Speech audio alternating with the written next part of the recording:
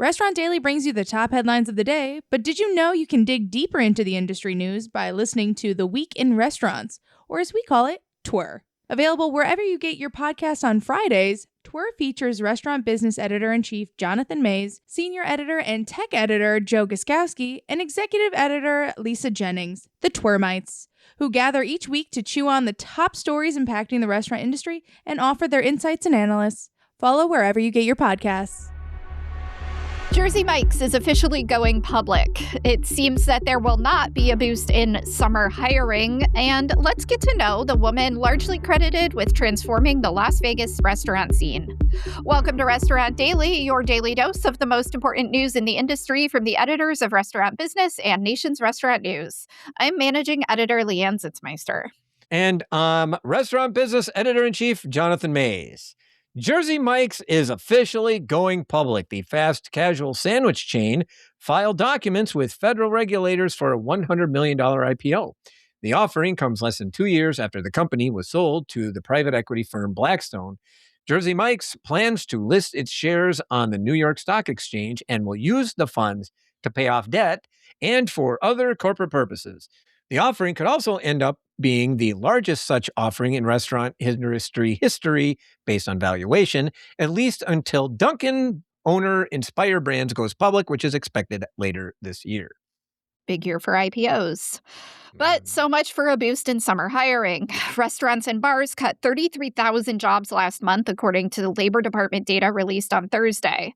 But the department also revised downward May's jobs numbers by more than 10,000, more than wiping out the year's jobs gains. The industry has cut more than 19,000 jobs so far this year, continuing a pattern of low growth over the past 3 years.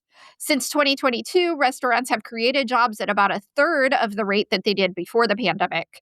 The lack of restaurant hiring led to a weaker than expected jobs report in which the economy added just 57,000 jobs. Elizabeth Blau is largely credited with transforming the Las Vegas restaurant scene, turning the city into a world-class dining destination.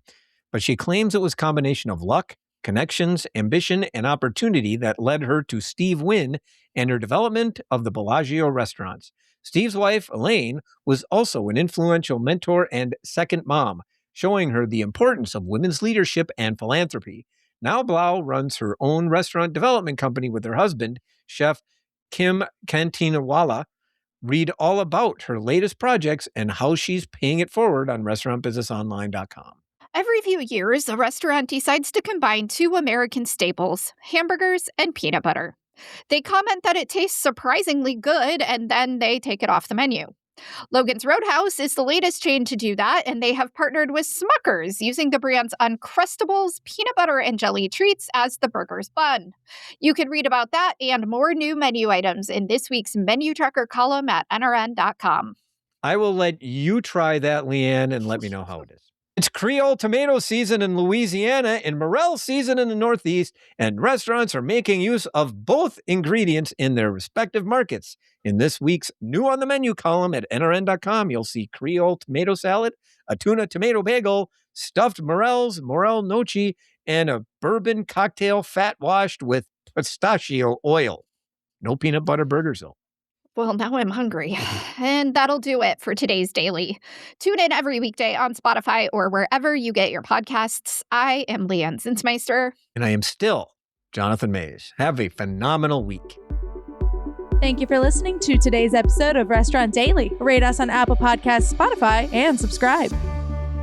Restaurant Daily brings you the top headlines of the day, but did you know you can dig deeper into the industry news by listening to The Week in Restaurants, or as we call it, TWER.